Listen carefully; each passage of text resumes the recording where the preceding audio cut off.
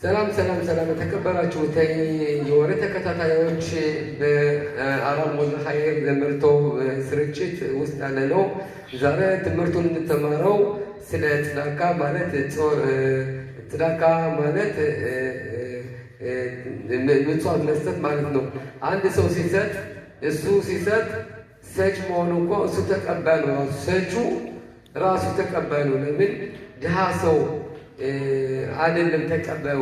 ይሄ ሰው በጣም እንሳሳታለን። በዚህ ላይ አንድ ሰው ሲሰጥ ራሱ ነው እንዲቀበለው የወሬትን ትእዛዝ ጠበቀ ማለት ነው።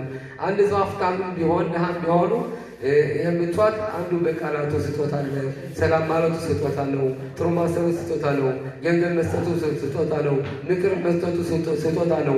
ዋናው ስጦታው ግን አንድ ሰው ሲሰጥ ራሱ ነው የተቀበለው ማለት ነው። ውስጡን አሳመረ ማለት ነው። እግዚአብሔር ያለውን ቃላት ጠበቀ ማለት ነው።